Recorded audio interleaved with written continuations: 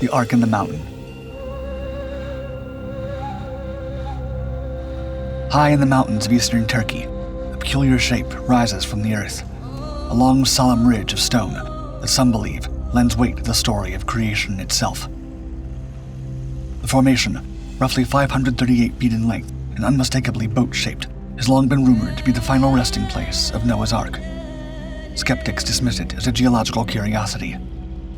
Yet in recent years, new discoveries have reignited one of the oldest and grandest debates in human history. Known as the Durupınar Formation, the structure is the same length, give or take, as the Ark described in Genesis. First photographed in 1959 by a Turkish Air Force pilot, its outline from the air was striking. A massive boat-shaped impression in the earth, resting at an altitude of 6,500 feet. It had gone unnoticed for centuries, hiding in the open. Could this be the remains of the ship said to have carried Noah, his family, and a floating menagerie through the 40-day flood? If so, what would that mean for both scripture and science? Over the decades, the site has been examined again and again. In 2023, a new team of Turkish researchers announced a curious find: traces of organic material embedded deep within the formation, possibly ancient timber. Ground-penetrating radar scans in 2019 and 2024 revealed geometric patterns beneath the surface. These regular, grid-like structures are suggestive of bulkheads or storage bays. Each autumn, another clue appears above ground. Grass inside the outline yellows weeks earlier than the turf outside, as if hidden cavities trap cold air and stunt the growing season, tracing the phantom hull in fading green and gold. Whether or not the site is biblical, something appears to have been constructed here. Carbon dating placed human activity in the area between 5500 and 3000 BC, early enough to align with the era of New Eastern flood myths, if not precisely with the Book of Genesis. And soil cores drilled in early 2025 revealed tiny seashell fragments and layers rich in marine clay, hinting that the ridge, or at least its sediments, once lay underwater. Still, the findings complicated easy answers. The formation, if it is a vessel, doesn't sit comfortably in any one story. Mainstream geologists have urged caution. Most believe the Durupınar Formation is a natural phenomenon, an unusual but explainable result of erosion and the movement of mud and rock. To them, the resemblance to a ship is a coincidence. And yet the shape remains, as solid as myth, as still as stone. If a ship lies buried beneath the dust and stone of eastern Turkey, what else might remain hidden? If even a fragment of Noah's Ark can endure across the ages, what other relics of legend might still wait, half buried, for those bold or faithful enough to seek them out? The Impossible Tunnel. No city on earth bears stronger biblical ties than Jerusalem. Beneath its ancient streets lies one of its most mysterious artifacts, the Solemn Tunnel, a twisting labyrinth carved through solid rock. When early explorers first breached its entrance, they found a maze rather than a road. The tunnel twisted and coiled through stone, its purpose and logic hidden in the turns. Only later would its function emerge, an aqueduct chiseled by hand nearly 2,700 years ago to carry water into the besieged city. Also known as Hezekiah's Tunnel, the passage is referenced in the Book of Kings, where it's called a conduit built at the king's command to safeguard Jerusalem's water supply as the Assyrian army closed in. From the Gihon Spring to the Pool of Siloam, fresh water was diverted underground, ensuring survival even in the face of siege. But the true mystery lies not in why it was built, but how. Two teams of tunnelers, starting from opposite ends, dug blindly toward each other through layers of hard limestone. Without sightlines, surveying equipment, or even reliable ways to communicate underground, they somehow managed to meet, their convergence veering by only a few feet. The curving tunnel stretches 583 yards, nearly a third of a mile, and descends just 12 inches from end to end. A subtle 0.06% gradient, that allowed water from the spring to flow steadily into the pool. Modern engineers, armed with lasers and satellites, have struggled to match such precision. For some, the answer lies in faith. Creationists have long pointed to the Siloam Tunnel as evidence of divine guidance, a miracle etched into stone. Lending weight to this belief is the Siloam inscription, a weathered Hebrew text chiseled into the tunnel wall. It records the climactic moment the two digging crews, hearing one another through the rock, finally broke through. Though not mentioned in the Bible itself, its account of the tunnel's completion aligns closely with descriptions in the Book of Kings and Chronicles. And in 2009, a nature study measured radiocarbon in plant fibers and uranium-thorium ratios in tiny calcite skins inside the tunnel, pinning construction to around 700 BCE, squarely in Hezekiah's reign, and confirming for the first time a biblical infrastructure project with laboratory data. Today, the tunnel still carries a thin ribbon of water, murmuring beneath the streets of Jerusalem. Visitors today wade through thigh-high water for a torch-lit 20-minute walk, hearing the same gurgle that saved ancient Jerusalem. But the story is still evolving.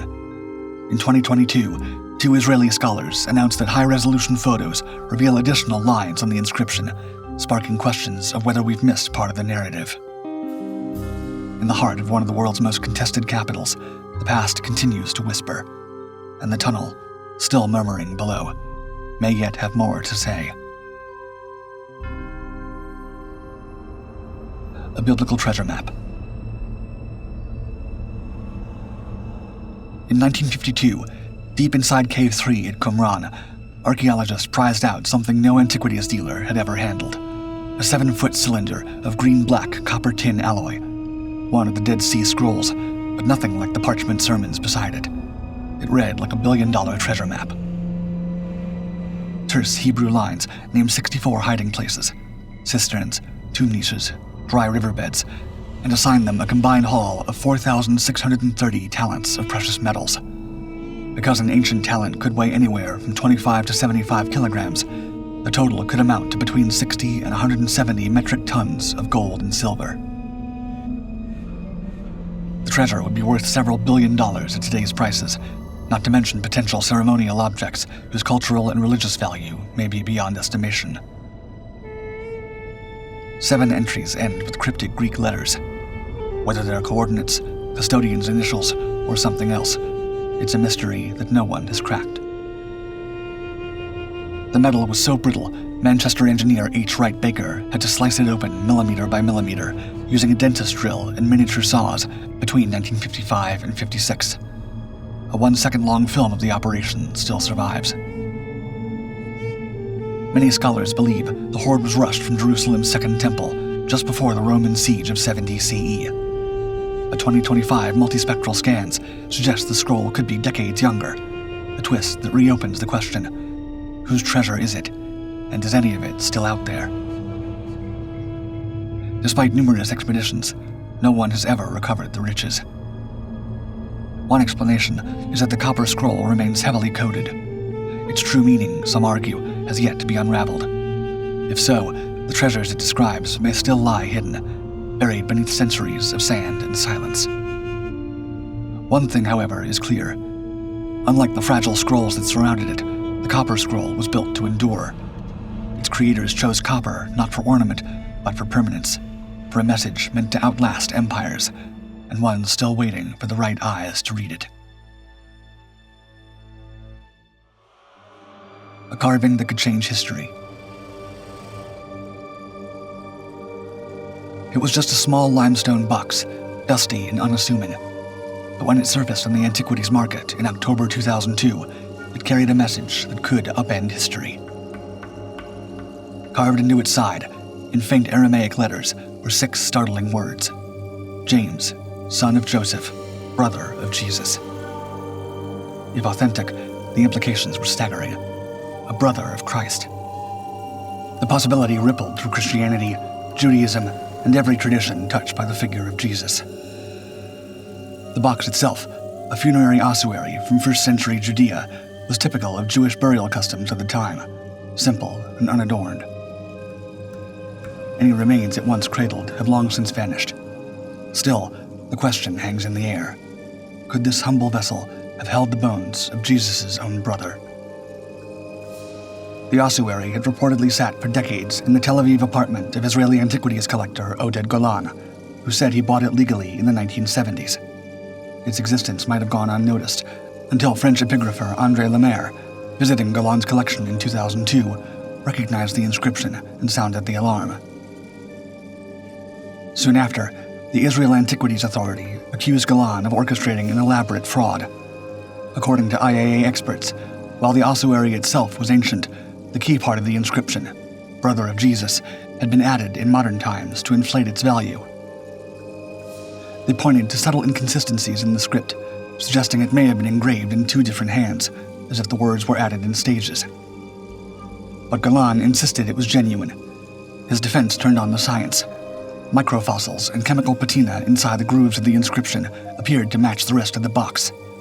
If it was a forgery, he argued, it was an extraordinary one. The legal battle stretched for nearly 8 years. On March 14, 2012, the Jerusalem District Court acquitted Golan of all forgery charges that would find him for dealing in antiquities without a license. Yet the verdict settled nothing. Scholars remain divided. Some call the box the most significant physical link to Jesus ever found. Others see it as a clever fake, so good that science has not yet proved it false. Like the scriptures it echoes, the mystery of the James ossuary remains unfinished, and perhaps unfinishable. The Pillow of Heaven. You could be forgiven for mistaking the Stone of Jacob, better known today as the Stone of Destiny or Stone of Scone, for an ordinary block of sandstone.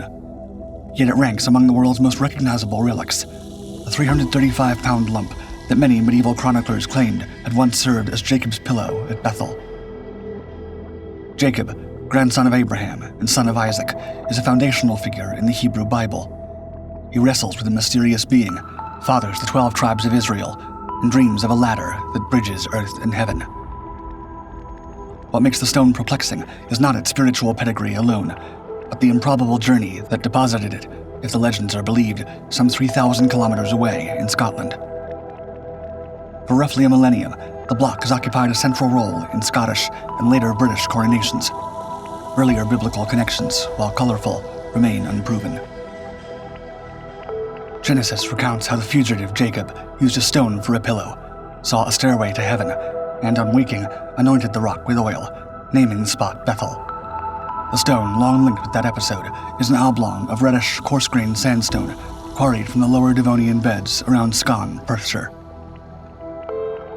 Petrographic work by the British Geological Survey shows its mineralogy and sedimentary structures match outcrops in central Scotland, not the Levant.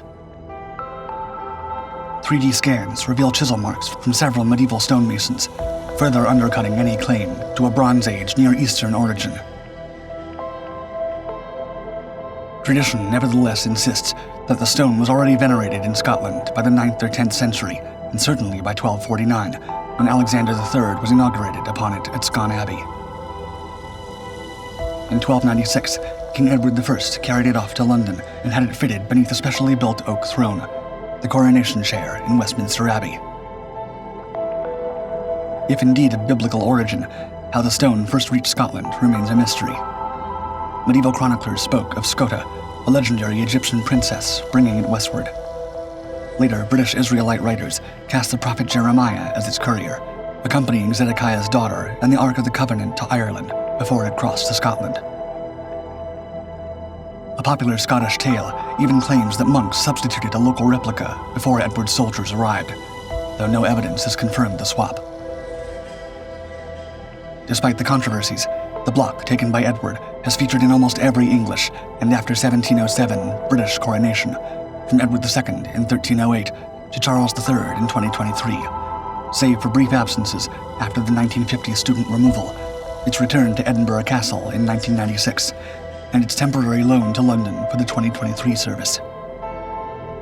Whether it truly lay beneath Jacob's head or not, the Stone of Destiny remains a powerful symbol of over 1,000 years of myth, politics, and royal ambition. Do you think any artifacts mentioned in the Bible are real and still exist today? Let me know in the comments. As always, thank you for watching Dark 5. Like and subscribe to continue exploring the greatest mysteries of this world and beyond.